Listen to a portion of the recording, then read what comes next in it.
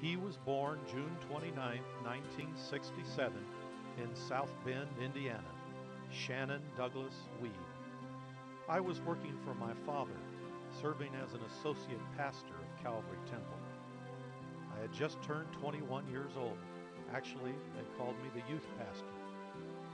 We brought Shannon home to our two-bedroom church apartment, but within a few weeks we moved into the second church parsonage in Oakdale, a subdivision just off Erskine Road. We didn't have much furniture, but we felt like kings. This is the very house where the Straters had lived. Only God knows what political damage Dad took to get me into that house, but I wasn't complaining. It was late summer, and the church youth groups practically ran itself. Seniors were preparing for college, and everybody else was off to the summer camps.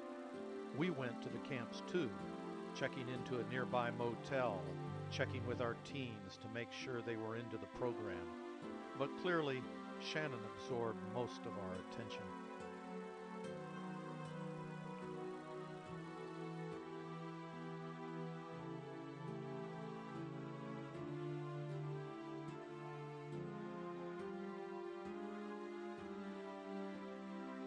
Taking our baby to church on Sunday was a big deal. Shannon was the pastor's grandson. He was a star.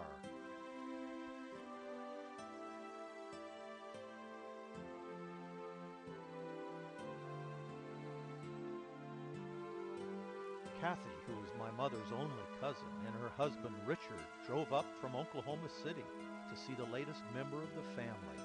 Bill brought them over to the house.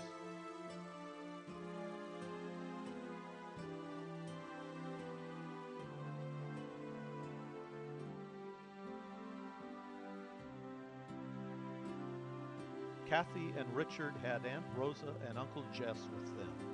Rosa was Willa Short's sister and my mother's closest living relative. Jess, a World War I veteran who had fought in the Ardennes, was now retired from Tinker Air Force Base in Oklahoma City. He would keep his driver's license into his 90s. With Kathy and Richard in town, we headed off to Kalamazoo, Michigan to see the latest James Bond movie and do a little shopping away from the prying eyes of watchful church members.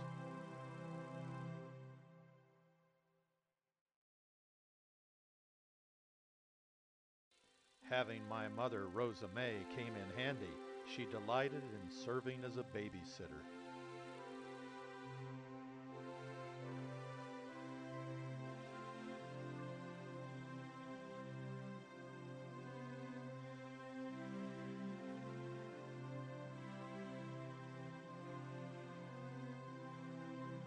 Our first serious vacation came in late September. We drove to Pittsburgh, Kansas, leaving 3-month-old Shannon with his grandparents, Floyd and Lena, and Shannon's Uncle Danny. We wanted to get to the beach, and we reasoned that the nearest beach was Galveston, Texas. Why go all the way to Florida? When we got to Galveston, we would find out why Florida. But first we had to get there.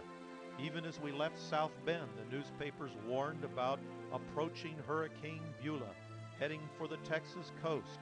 By the time we got to Pittsburgh, Kansas, it had hit just south of Galveston, killing 29 people.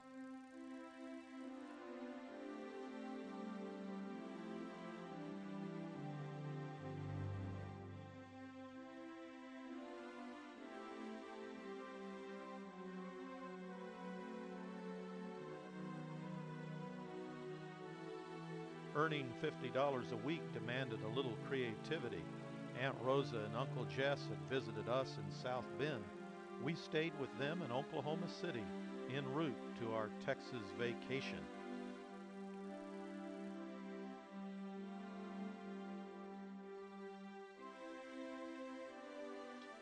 We decided that the motels would not be too crowded with tourists, so we kept right on going, staying on the beach at the flagship hotel, which was remarkably untouched, and enjoying the churning surf.